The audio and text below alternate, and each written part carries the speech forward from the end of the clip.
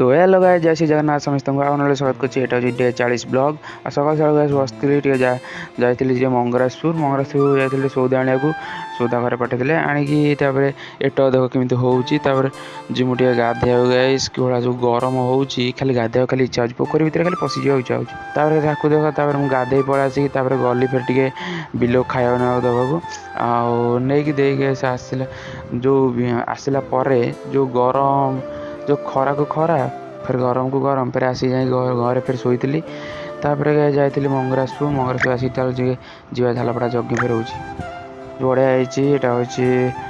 झालपड़ा यज्ञ हो शिव महादेव यज्ञटा हो 3 दिन है मुझे आज लास्ट आसती देख गाइस केमती भल होती आम गाइस बाहरी गलु जिम घर को 10टा बजान ना देखी दिव केमती होमकुंडटा गाइस केमती ब्लॉग लगे प्लीज कमेंट करिए। Tata love you all bye.